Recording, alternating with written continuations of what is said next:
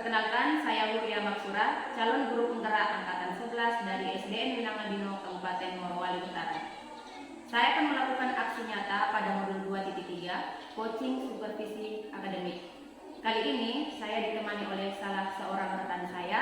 Beliau merupakan guru kelas di SDN Minangabino, tepatnya pada kelas 5 seperti itu. Baik, selamat pagi Pak Rian. Pagi. Bagaimana kabarnya Pak? Luar biasa, baik. Ya, jadi Bapak di sini saya sebagai mitra Bapak dalam melakukan pengembangan diri. Jadi nanti kita akan melakukan saling observasi rekan sejawat, di mana saya akan bertindak sebagai observer atau supervisor yang akan mengamati kegiatan pembelajaran yang Bapak lakukan di kelas, gitu ya. Jadi pada percakapan praobservasi ini ada beberapa yang perlu kita diskusikan terkait rubrik penilaian. Jadi di sini Pak ada rubrik penilaiannya. Area observasi terkait aspek ini terkait area pengembangan pada diri murid yang hendak Bapak capai nantinya. Kemudian yang kedua terkait strategi pengembangan yang Bapak lakukan, seperti itu ya. Sehingga kita perlu menyepakati beberapa hal terkait tujuan pembelajaran, area pengembangan pada diri murid, dan yang terakhir terkait strategi pembelajaran yang akan digunakan.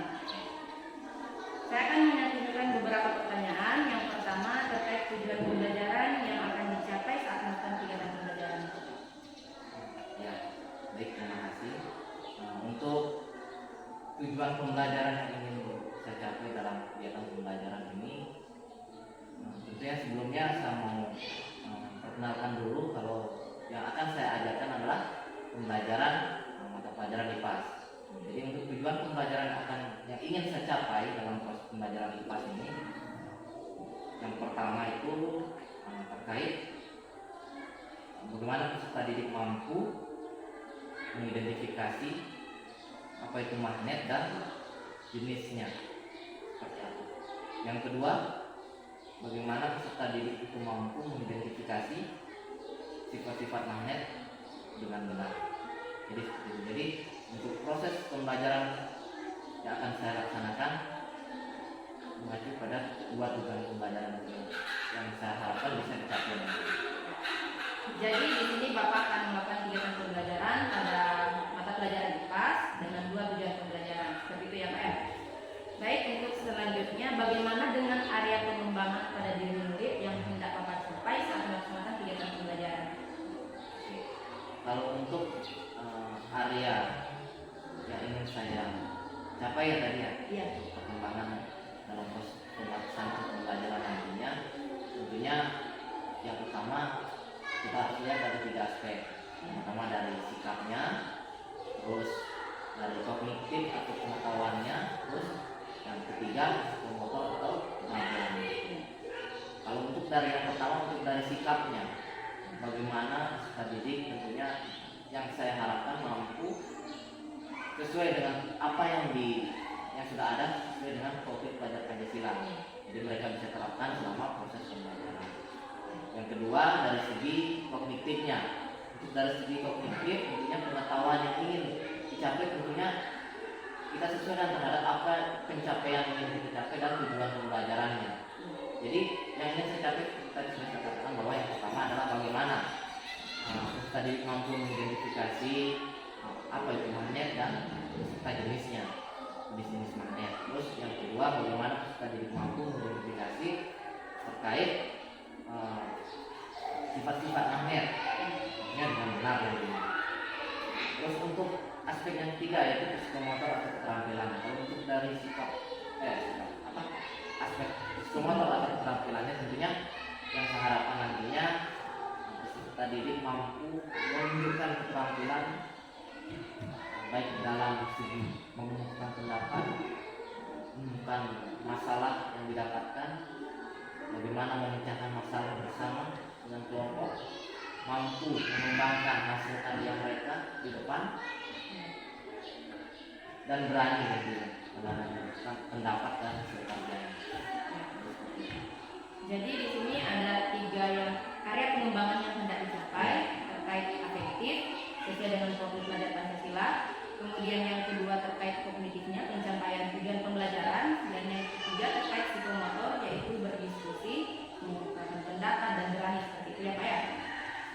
dari ketiga aspek yang ingin dikembangkan tersebut, area mana yang ingin lebih diobservasi?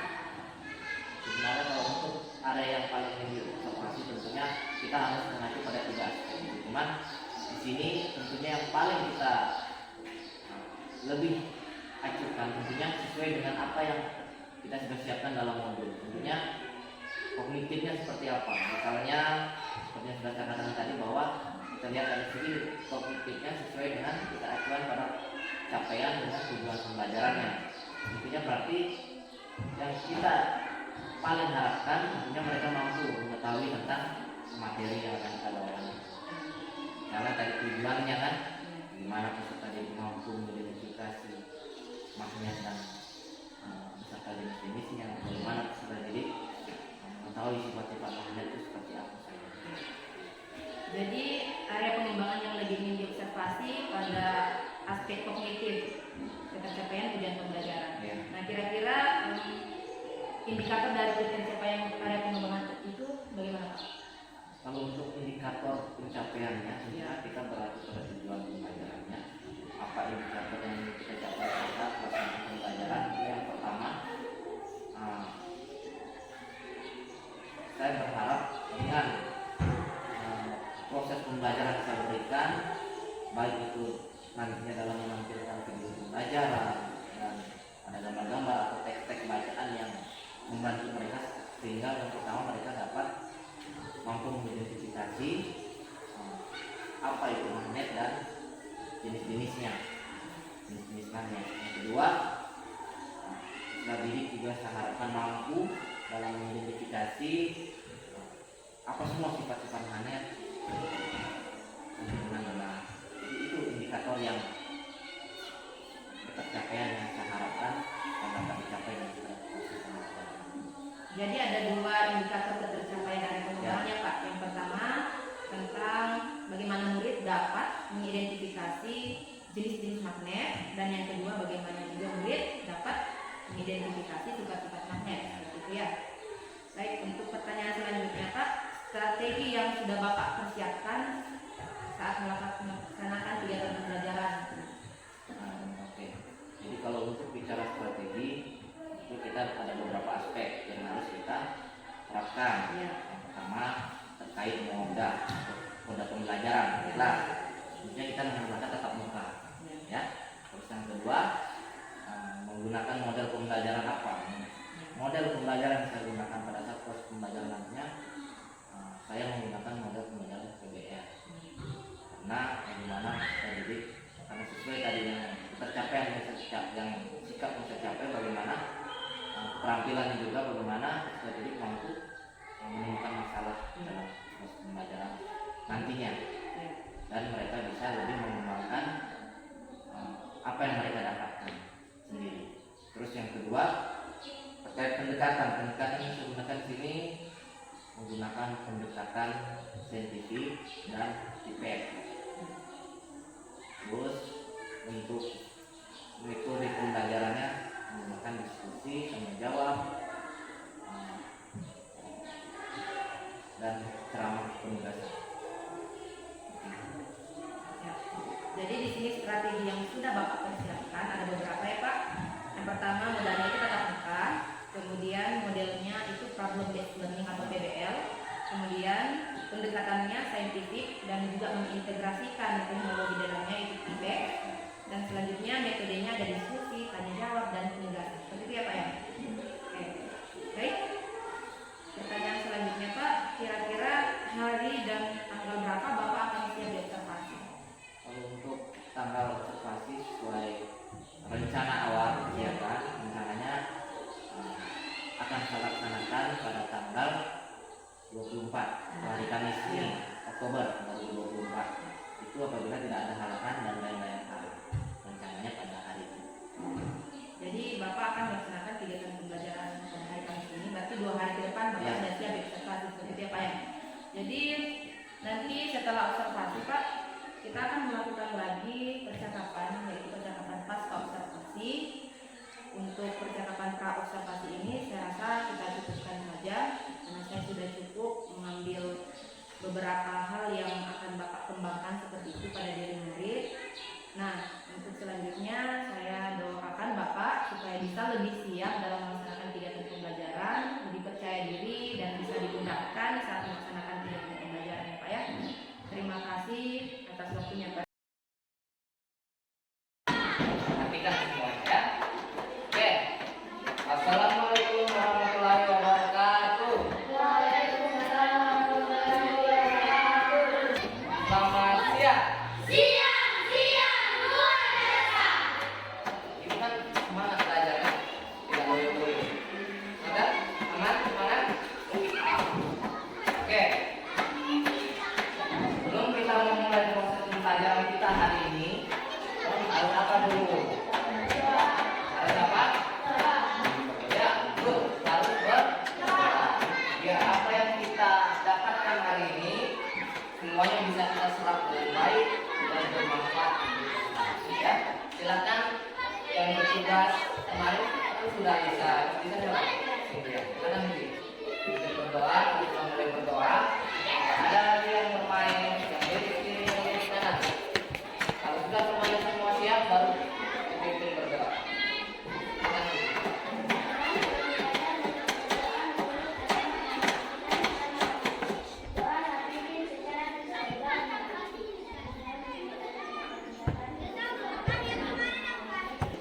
Oke, hari ini siapa yang kita hadir kemana? Hadir semua? Bilang lengkap? Oke, good. Kalau sudah lengkap berarti ini artinya apa? Kalau sudah datang sekolah berarti harus semangat dan tertib. Nah, kabarnya bagaimana? Kalau ada yang sakit, anak-anaknya masih jangan nanti setelah belajar sudah pingsan tidak ada yang lihat. Ya, karena kan memang kalau ada sakit perut atau ada yang pusing, ya. Oke, sebelum kita memulai proses pembelajaran kita hari ini, setelah kita berdoa, ada baiknya kita menyanyi. Ya, sudah siap? Satu, dua, nyanyi semua.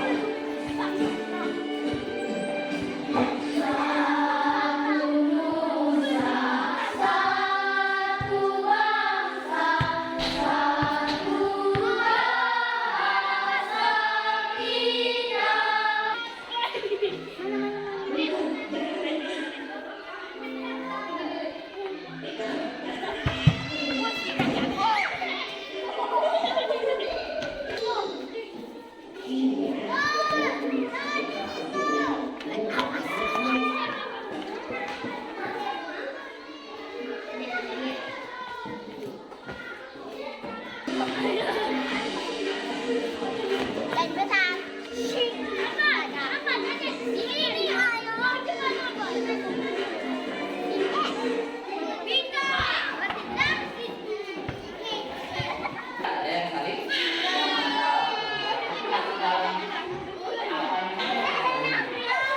Sifat-sifat diri sendiri.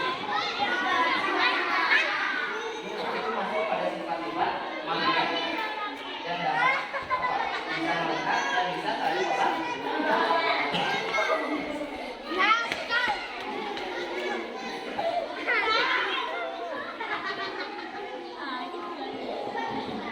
Oke, karena kita sudah mendapat dua topik. Yang pertama magnet, yang kedua. Nah, dari dua topik atau permasalahan sudah kalian temukan tadi. Jadi itu akan kalian bahas sebentar. Ya, yang pertama, coba semuanya pegang ini. Sudah? Nah, lihat dulu, jadikan satu dulu, lihat semuanya. Perhatikan dulu pembukaan. Coba semuanya perhatikan. Untuk pengerjaannya, coba dibuka lagi di halaman ketiga. Ketiga ada kegiatan berapa? Ada kegiatan? Ada kegiatan berapa? Baca. Ada kegiatan berapa?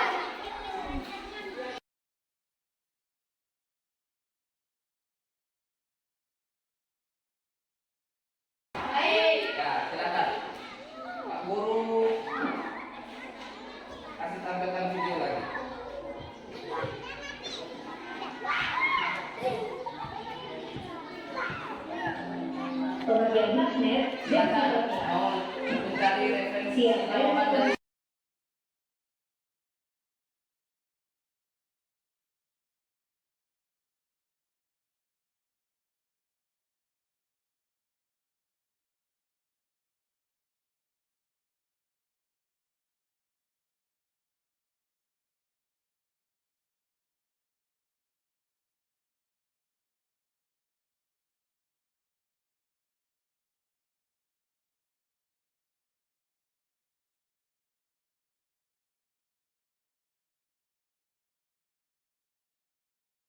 kerja kelompok mereka. Perhatian, kalau sudah di depan tidak ada yang saling tunjuk-tunjuk, apalagi ribut, gerak kiri gerak kanan. Semua kalau sudah di depan dalam posisi siap menjawab. Bisa? Kelompok satu bisa? Kelompok dua? Oke, silakan kelompok satu.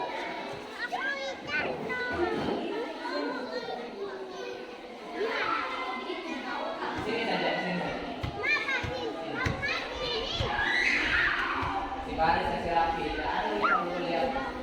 Tolong kemari, tolong kemari. Ya, ayo, yuk, tolong. Ya, kalau membuat tugasnya, kalau ada orang yang buka yang depan, apa tugasnya? Membuat. Nah, ya, jangan gitu. Silakan buka.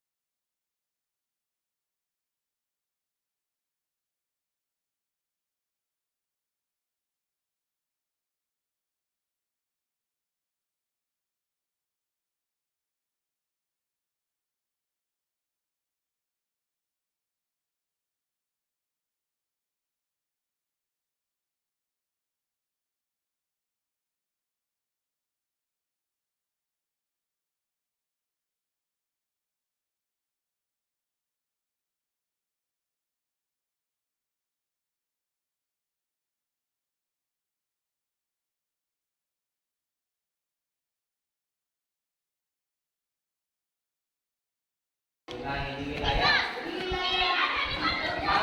Asia. Dari situ makanya berawal namanya nama. Ya, jadi nama alam itu memang yang bersumber dari alam. Biasanya terdapat pada beberapa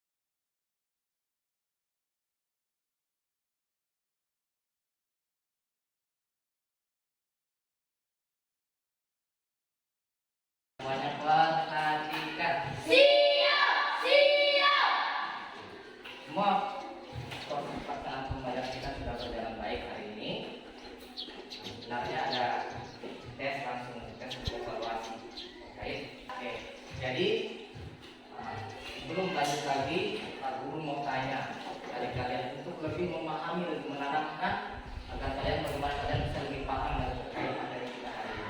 Kira-kira hari ini kita belajar apa semua? Yang bisa menyimpulkan silakan angkat tangan. Ya, siapa bisa? Tidak bisa? Hah? Ini, oke, coba ini. Apa semua yang kita pelajari dari awal sampai akhir tadi? Sifat-sifat magnet, apa lagi? Jenis magnet.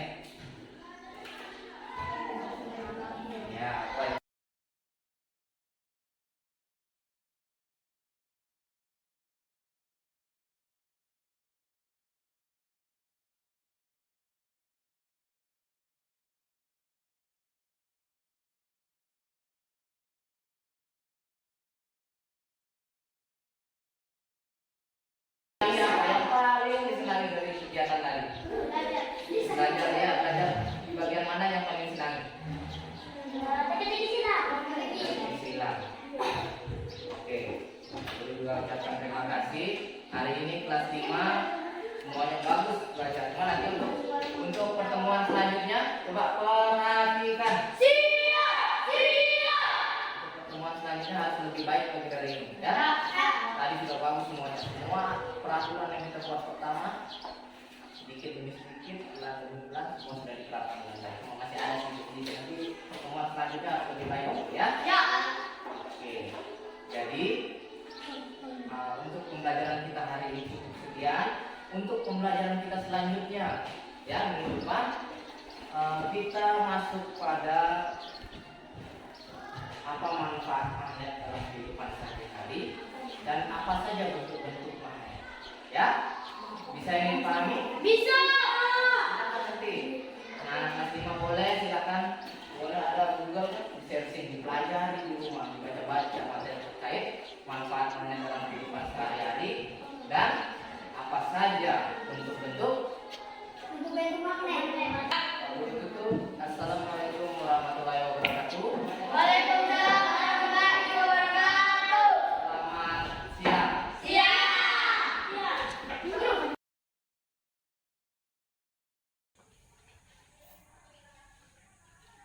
Assalamualaikum warahmatullahi wabarakatuh. Salam dan bahagia. Saya Muria Maksura, calon guru penggerak angkatan 11 dari Kabupaten Morowali Utara. Kembali bersama saya dan rekan saya, Pak Rian Dharma sebagai guru yang telah diobservasi. Selamat pagi Pak Rian. Selamat pagi. Bagaimana kabarnya Pak? Baik. Ya. Jadi Pak, sesuai dengan kesepakatan kita di percakapan pra-observasi lalu, bahwa setelah kita melaksanakan observasi di kelas Bapak, kita akan melakukan lagi percakapan pasca observasi ini. Seperti itu ya Pak ya. Nah, tujuan daripada kegiatan pasca observasi ini dimana kita untuk melakukan refleksi ataupun evaluasi terkait kegiatan pembelajaran yang telah Bapak lakukan di kelas seperti itu. Jadi saya akan mengajukan beberapa pertanyaan terkait apa yang sudah Bapak terapkan di kelas sesuai dengan yang sudah kita sepakati di pra-observasi. Seperti itu ya Pak ya. Baik, untuk yang pertama Pak, bagaimana perasaan Bapak setelah melaksanakan kegiatan pembelajaran di kelas? Oke, jadi sebelumnya terima kasih untuk kesempatannya. Jadi untuk yang pertama terkait perasaan yang saya rasakan setelah melaksanakan kegiatan observasi di kelas, tentunya kurang lebih sudah sesuai dengan apa yang saya harapkan. Jadi saya merasa apa yang sudah dipersiapkan sebelumnya sudah cukup baik, sesuai dapat saya jalankan di kelas. Walaupun masih ada beberapa yang perlu diperbaiki, namun apa yang saya rasakan sudah cukup baik, sudah senang. Jadi di sini Bapak senang ya begitu, karena terkait apa yang sudah Bapak rencanakan bisa Bapak laksanakan dengan baik saat melaksanakan kegiatan pembelajaran di kelas. Seperti itu ya. Bagaimana dengan langkah-langkah pelaksanaan kegiatan pembelajaran yang Bapak lakukan di kelas? Untuk langkah-langkah pembelajaran yang saya laksanakan di kelas, ya kemarin kan saya melaksanakan kegiatan pembelajaran sesuai dengan model pembelajaran yang saya gunakan di untuk melaksanakan observasi kemarin. Hmm. Jadi kemarin kan saya menggunakan model pembelajaran PBL. Jadi kurang lebih pelaksanaan di kelas semua sudah terlaksana sesuai sintaknya, dari orientasi masalahnya, mengorganisasikan peserta didiknya, terus yang ketiga untuk menyelidiki atau membimbing kelompok, terus mengembangkan dan menyajikan hasil, serta peserta didik juga dapat melaksanakan kegiatan evaluasi di akhir selama kegiatan. Jadi untuk langkah-langkah kegiatannya sudah sesuai dengan PBL menurut saya. Cuman nanti mungkin untuk pembelajaran selanjutnya lebih diperbaiki, lebih ditingkatkan lagi. Jadi di sini kegiatan pembelajaran yang sudah Bapak lakukan di kelas sudah sesuai dengan sintak PBL yang Bapak rencanakan. Ada 5 tahap, 5 begitu ya, 5 sintaks lah begitu. Nah, kan sudah terlaksana dengan baik sintaks PBL ini, Pak. Bagaimana dengan area pengembangan yang sudah kita sepakati di pra-observasi kemarin terkait pelaksanaannya di kelas? Untuk area pengembangan kemarin untuk di pra-observasikan, saya mengacu pada yang pertama dari penilaian kognitifnya, baru psikomotor dengan afektifnya. Jadi untuk pelaksanaan di kelasnya, kalau dilihat dari kognitifnya sudah sesuai dengan tujuan pembelajaran yang saya berikan di kelas, ya. Baru untuk dari segi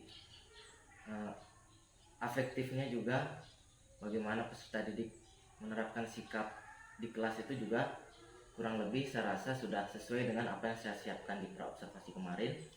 Terus untuk psikomotor sudah bisa juga saya lihat pada saat observasi dari kegiatan bagaimana sikap keterampilan yang dimiliki peserta didik, dari yang sebelumnya mungkin kurang dalam segi keterampilan, baik dalam menyampaikan pendapat, dalam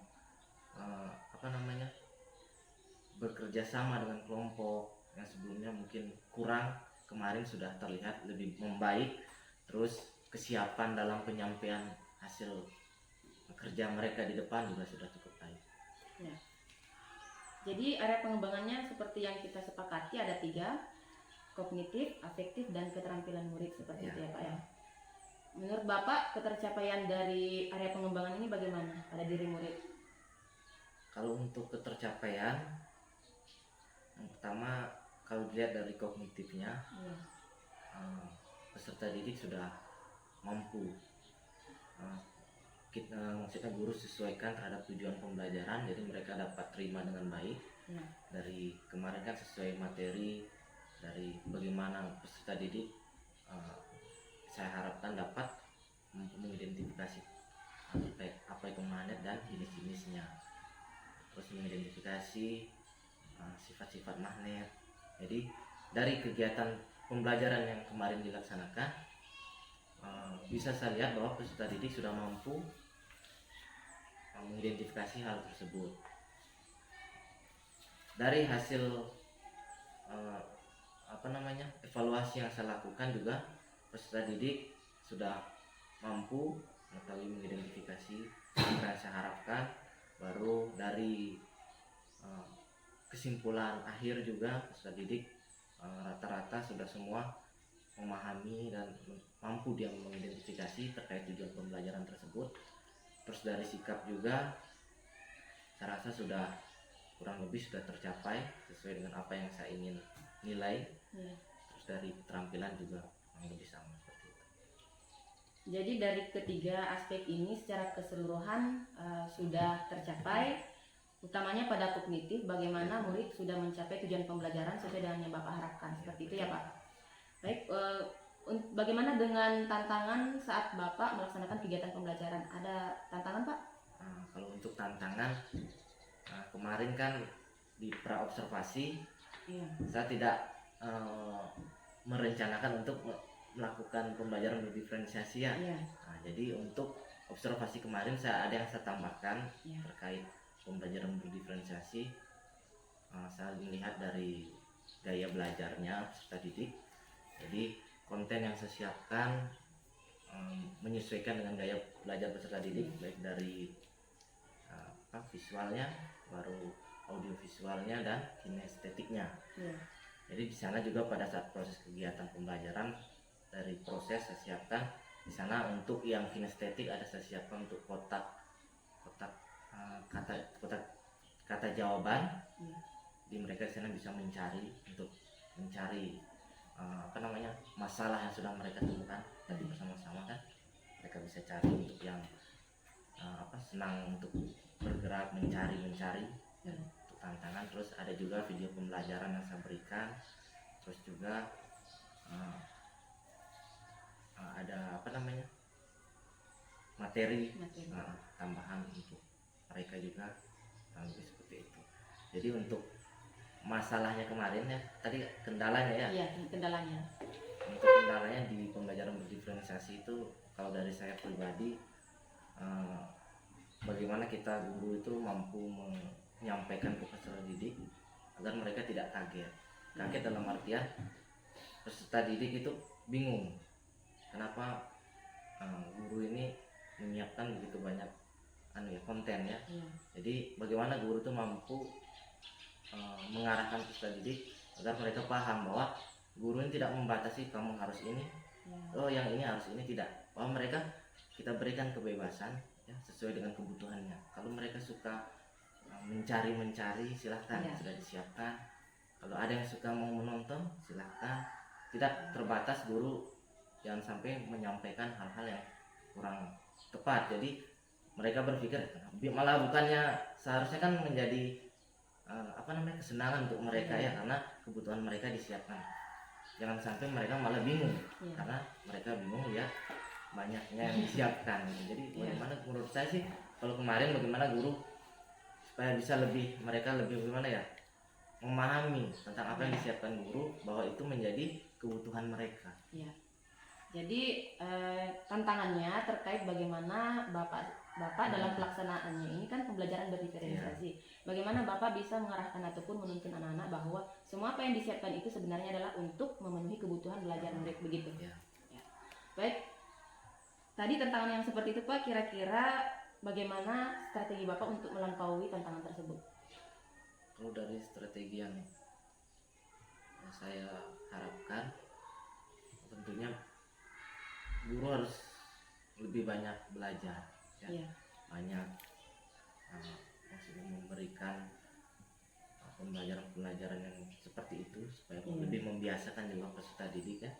Jadi semakin sering guru melakukan, otomatis peserta didik juga semakin lebih memahami, ternyata guru ini memberikan apa yang saya mau. Jadi saya boleh begini, saya boleh begitu, sesuai dengan yang sudah disiapkan. Terus selain itu juga belajar dengan teman sejawab juga menurut saya penting ya. Baik seperti yang kemarin kita melakukan refleksi. Jadi itu yang menurut saya perbaikan yang apa yang masih kurang bisa kedepannya diharapkan bisa lebih baik. Jadi strateginya di sini Bapak yang sudah Bapak siapkan untuk melampaui tantangan tersebut. Yang pertama, bagaimana Bapak konsisten untuk bisa menerapkan pembelajaran berdiferensiasi sehingga nanti murid akan terbiasa dengan strategi ini seperti itu. Kemudian yang kedua, bagaimana Bapak bisa berdiskusi ataupun merefleksi dengan rekan sejawat terkait pelaksanaan pembelajaran. Seperti itu ya Pak. Baik, untuk selanjutnya, apa ukuran keberhasilan dari strategi yang telah Bapak rencanakan ini? Kalau untuk ukuran keberhasilannya, tentunya dari yang pertama dari evaluasi ya, dari evaluasi akhir. Sana juga saya melihat tercapaiannya, baik dari kognitifnya, terutama kognitifnya dari evaluasi ya. Terus juga dari refleksi terakhir dengan peserta didik, bagaimana peserta didik apakah mereka senang apa yang mereka senangi, apa yang tidak disenangi. Itu dari situ juga. Terus tentunya juga dari kegiatan selama proses pembelajaran, apa yang sudah dilaksanakan oleh peserta didik, apakah sudah sesuai dengan yang direncanakan pada saat praobservasi atau belum. Jadi seperti itu. Jadi ukuran keberhasilan yang dari strategi yang Bapak rencanakan ini ada beberapa ya Pak, terkait tentunya peningkatan dari kognitif murid. Kemudian yang kedua, di refleksi akhir murid bisa menyampaikan apa yang disenangi ataupun yang mungkin tidak disenangi dalam kegiatan pembelajaran yang menjadi bahan refleksi bagi Bapak untuk meningkatkan proses belajar lagi. Dan yang terakhir tentang kegiatan yang sudah dilakukan di kelas yang mungkin bisa membantu murid untuk lebih meningkatkan kompetensinya seperti itu. Selanjutnya, kira-kira untuk strategi yang sudah Bapak siapkan ini kapan Bapak akan melaksanakannya? Untuk pelaksanaan selanjutnya, Iya. kalau dari saya tentunya untuk pembelajaran selanjutnya. Jadi apa yang sudah kita refleksikan sekarang tentunya nanti untuk pembelajaran selanjutnya sudah bisa kita benahi. Dari yang sebelumnya belum seperti ini kita gunakan seperti ini dari hasil refleksi. Ya. Jadi di sini Bapak akan menerapkan di pembelajaran selanjutnya Ya. begitu. Seperti yang Bapak ungkapkan tadi bahwa Bapak akan konsisten menerapkan strategi pembelajaran berdiferensiasi ini. Seperti itu ya. Baik, untuk yang terakhir Pak, apa yang dapat membantu Bapak dalam melancarkan strategi yang telah Bapak rencanakan ini? Nah, kalau untuk melancarkan strategi yang sudah saya laksanakan, Iya. untuk yang pertama tentunya kita belajar secara mandiri dari baik dari bahan ajar lah, dari internet apa buku apa, terus selanjutnya dari teman sejawat juga ya, minta saran dan dari hasil refleksi kemarin kita bisa saling bertukar pikiran bersama teman sejawat. Mungkin mereka pernah mengalami pengalaman seperti itu juga ya, mereka sudah pernah mendapatkan pengalaman yang lebih, dari situ juga bisa saya belajar tentunya. Tapi yang terpenting adalah belajar dari kesalahan-kesalahan yang kemarin. Jadi apa yang sudah kemarin menurut saya kurang, untuk pembelajaran berikutnya saya usahakan apa yang masih kurang itu untuk saya lebih perbaiki lah. Ya. Jadi untuk yang dapat membantu Bapak melancarkan strategi yang sudah diterapkan tadi, yang sudah direncanakan tadi, maksud saya ada 3. Belajar secara mandiri dari internet ataupun dari YouTube begitu ya. Kemudian yang kedua, bagaimana Bapak bisa meminta umpan balik atau berdiskusi dengan rekan sejawat terkait pelaksanaan pembelajaran. Kemudian yang ketiga, terkait refleksi diri. Apa yang masih kurang menurut Bapak perlu ditingkatkan lagi seperti itu. Begitu ya Pak? Ya. Jadi cukup sampai sini Pak pertanyaan saya. Namun di sini kira-kira apa yang bisa Bapak simpulkan dari percakapan kita? Jadi kalau untuk kesimpulan dari percakapan kita, untuk percakapan saya atau kegiatan dari kemarin sampai sekarang? Keseluruhan Pak, silakan. Kalau untuk keseluruhan tentunya ini adalah sebagai bahan pembelajaran untuk saya ya. Jadi menurut saya dengan adanya kegiatan ini sangat membantu saya juga untuk lebih melihat di mana letak kesalahan atau yang kurang selama proses pembelajaran. Dari kegiatan ini juga karena ada refleksi ya, apa yang masih kurang, apa yang perlu dipertahankan, apa yang perlu ditingkatkan, itu dapat saya ketahui lebih jelas dan lebih saya pahami, sehingga perbaikan ke depannya dapat lebih terarah seperti itu. Jadi lebih mudah saya memperbaiki apa yang masih kurang dan mempertahankan apa yang sudah baik. Seperti itu. Lebih jelas lah. Ya seperti itu ya Pak kesimpulan dari percakapan kita kali ini. Namun di sini saya menyampaikan beberapa hal terkait apa yang sudah Bapak laksanakan pada kegiatan pembelajaran. Memang secara keseluruhan atau secara klasikal lah boleh dilihat bahwa pencapaian tujuan pembelajaran dari pelaksanaan pembelajaran yang Bapak lakukan di kelas itu secara klasikal sudah dikatakan berhasil. Karena seperti yang Bapak bilang hanya beberapa saja siswa yang mungkin terlihat tidak aktif dalam kegiatan pembelajaran. Kemudian dari sintaks PBL-nya juga saya lihat semua terlihat 5 sintaks tersebut. Kemudian sangat bagus dan sangat saya apresiasi Pak, Bapak di sana telah menerapkan pendekatan saintifik. Di sana juga sudah diintegrasikan teknologi IPK-nya kan ada. Kemudian Bapak juga menerapkan metode-metode yang memang membuat murid bisa menyampaikan umpan baliknya. Di sana kan ada diskusi, tanya jawab, dan juga penugasan seperti itu kan Pak. Nah, dan yang sangat saya apresiasi bahwa Bapak melakukan improvisasi. Apa yang di percakapan pra observasi mungkin tidak Bapak sampaikan, tapi ternyata pada saat pelaksanaan observasi Bapak mengintegrasikan strategi pembelajaran berdiferensiasi yang memang sangat sesuai dan sangat perlu kita terapkan untuk memenuhi kebutuhan belajar murid yang beragam seperti itu Pak ya. Baik Pak Rian, saya tinggal menunggu lagi cerita-cerita dari Bapak terkait strategi ataupun tindak lanjut yang akan Bapak lakukan di kelas seperti itu. Terima kasih ya Pak atas kerjasamanya dan percakapannya hari ini.